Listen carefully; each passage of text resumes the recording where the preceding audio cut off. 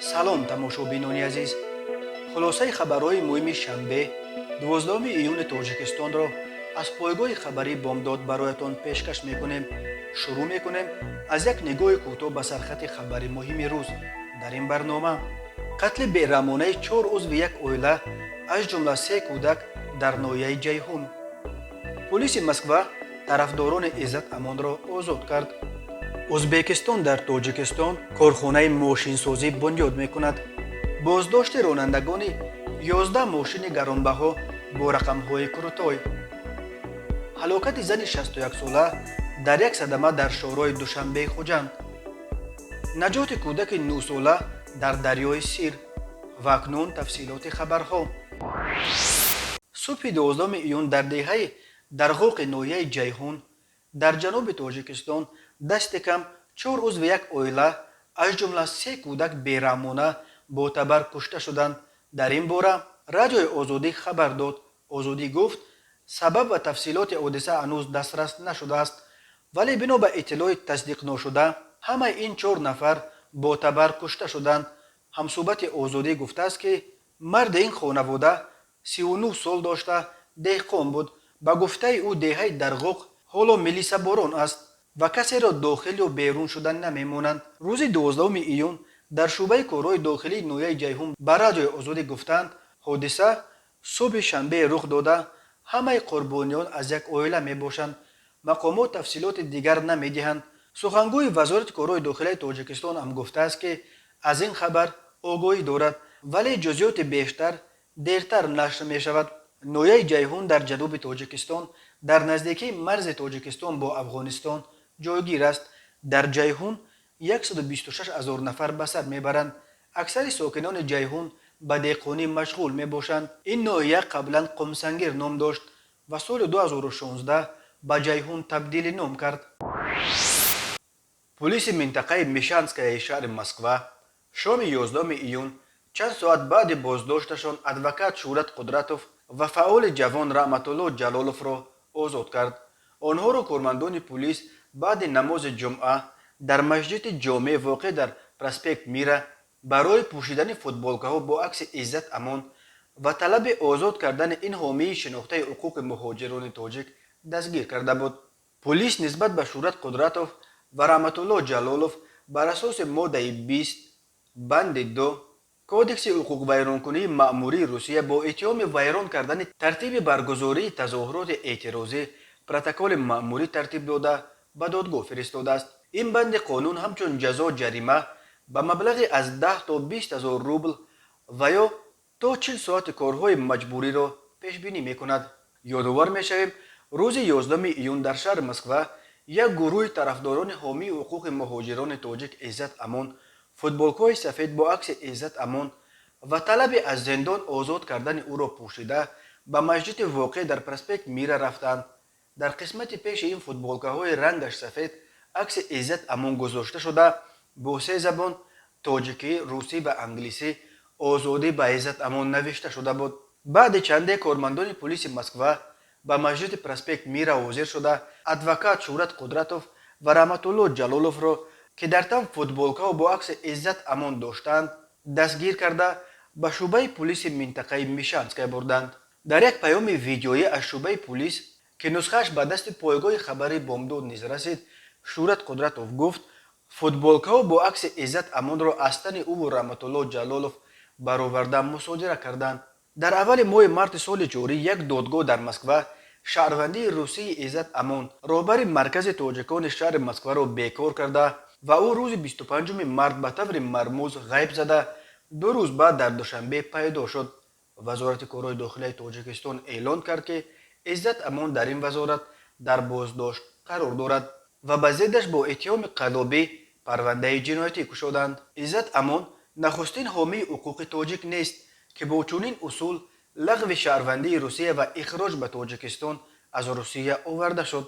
дар поёни соли 2017 ҳамин гуна Каромат Шарипов раиси Федератсияи муҳоҷирони СНГ-ро аз шаҳрвандии Русия маҳрум ва бо парвози Москва-Кӯлоб ба Тоҷикистон ихроҷ карданд. Каромат Шарипов баъди беш аз 2 соли талоши бенатиҷааш برای برگشتن به روسیه در ماه مای سال 2020 به علت سکته قلب در سن 57 از عالم چشم پوشید. کریم جان یوروف، یک حامی دیگر حقوق مهاجران تاجیک، در سال 2017 وقتی خطر اخراج بالای سرش آمد مجبور شد برای تقریبا نیم سال خودش ترک روسیه کند.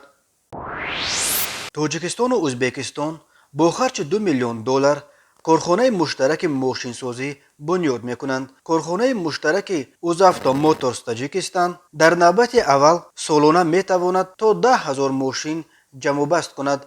در آینده اقتدار تولیدات کارخانه تا به 35,000 ماشین در یک سال رسانیدنی اند. سازشنامه درباره تأسیس کارخانه مشترک اوزافتا موتورز تاجیکستان در حاشیه نخستین همایش بین منطقوی سرمایه‌گذاری تاجیکستان و ازبکستان که روز 9 ایون در عرفه سفر رسمی پرزیدنت ازبکستان شفقت میرزیویف به تاجیکستان در شهر بختار دایر شد، بین شرکت‌های آلیومین ساختمان از تاجیکستان و автосаноат اینوست به نمایندگی از کارپوراسیای اوزافتوصناعت امضا شده است. اوزافتوصناعت در سامانه‌اش خبر داد که توافق درباره تأسیس کارخانه ماشینسازی در جریان سفر وزیر صنعت و تکنولوژی نو تاجیکستان شیرعلی کبیر به ازبکستان در تاریخ 21 اپریل سال 2021 به دست آمده بود. برای اجرای این لایحه گروه کاری اوزافتوصناعت روز 5 مای به تاجیکستان سفر کرده با اقتدار تولیدات شرکت شریکش آلیومین ساختمان شناس شد و پیرامون تأسیس کارخانه مشترک مذاکرات انجام داد. خبر داده است اوزافتوصناعت کارخانه ماشینسازی اوزافتا موتورز به جمع و بست ماشین‌های سبکرو و بارکش مشغول می باشد. تأسیس کارخانه مشترک با آلیومین ساختمان علاقه دومین طرح مشترک تاجیکستان و ازبکستان در بخش جمع و بست ماشین است. ماه مارت سال 2019 دو کشور کارخانه مشترک تالکو کرانتاس را به کار انداختند که نخستین کارخانه جمع و بست ماشین‌های بارکش و تکنیکای مخصوص در تاجیکستان به شمار می رود. تماشابینان عزیز و گرامی، یادآور می شویم خلاصه مهمترین اخبار تاجیکستان را از پایگاه خبری بامداد تماشا دارید. برنامه را ادامه می دهیم. ریاست وزارت کارهای داخلی دوشنبه خبر داد که بر اساس عکس‌های فرستاده کاربران شبکه‌های اجتماعی نسبت به رانندگان چندین ماشین‌های گرانبها با رقم‌های کروتوی پروتکل‌های مأموری ترتیب دادند. ماشین‌های این رانندگان پروتکل شده تمغه‌های مرسدس، رنج روور، لکسوس، تویوتا کمری و تویوتا پرادو و تنها یکی از تمغه نرخش میانه خوندای بود، ولی رقم‌های قید دولتی این 11 ماشینی که در ریاست وزارت کارهای داخلی با عکس رانندگانش نشر کرده است در حقیقت به تعبیر مردمی کروتوی می باشند. ریاست وزارت کارهای داخلی دوشنبه اخیراً در پی تحقیق یک ویدیو از بازداشت راننده یک ماشین دیگر گرانبها با رقم‌های کروتوی خبر داده بود. در نتیجه بررسی و سنجش نوار مذکور معین کرده شد که راننده واسطه نقلیات تمغه BMW X5 رقم‌های دولتیش 0002 شهروند میرزایف جهانگیر رجبویچ، سنه تولدش 31 مارت سال 1992، استقامت کننده شهر دوشنبه که به خرید و فروش автомاشین مشغول است، رجبوف را از جانب کارمندان میلیس دستگیر و ماشینش به جریمه‌گاه موقتی ریاست وزارت کارهای داخلی دوشنبه دسترس کردند. او را در نهایت برای دغلانه و ویران کردن قاعده‌های حرکت در راه پروتکل کردند و جریمه بستند.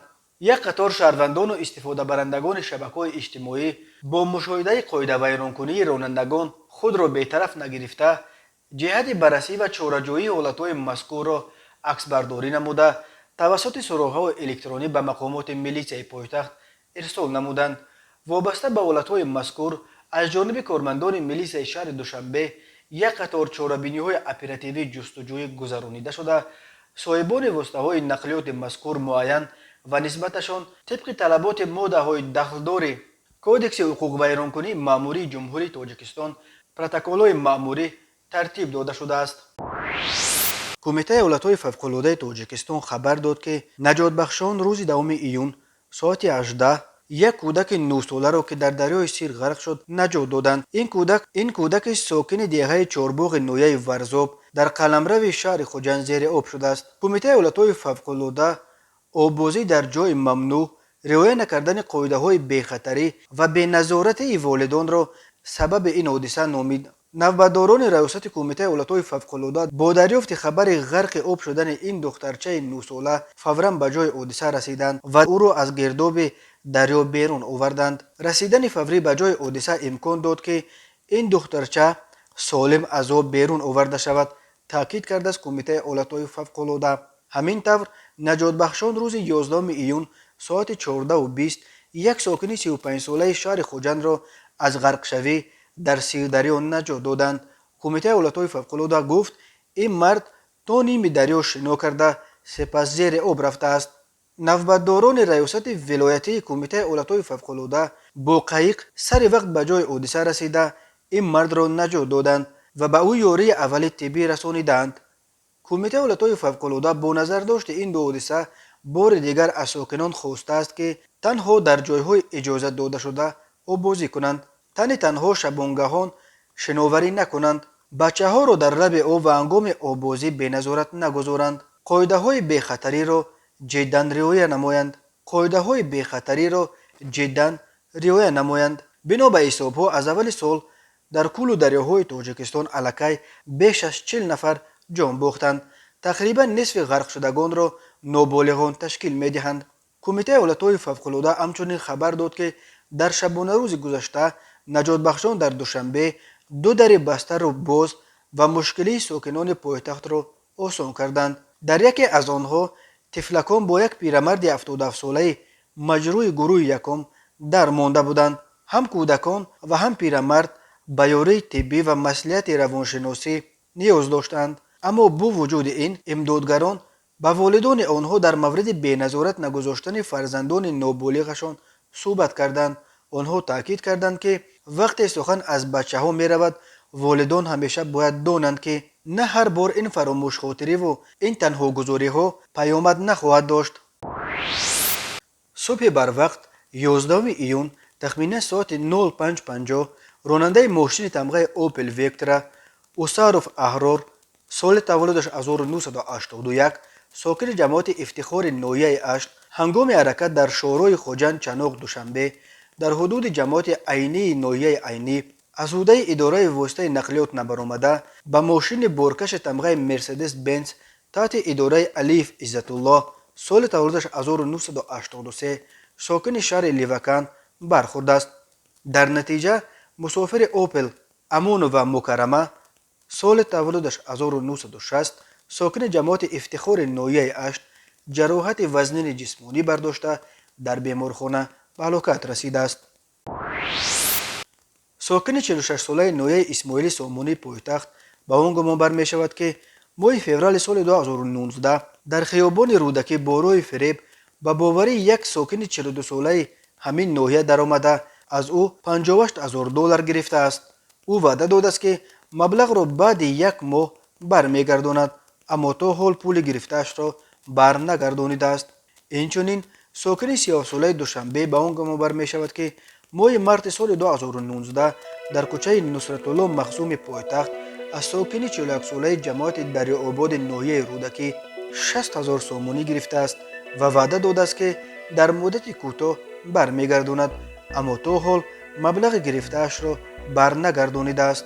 تماشابینان عزیز و گرامی، این بود مرور به خلاصه چند خبر مهم روز 12 ایون تاجیکستان. خبر و گزارش های بیشتر از تاجیکستان و درباره تاجیکستان را در سامانه پایگاه خبر بامداد پیگیری کنید.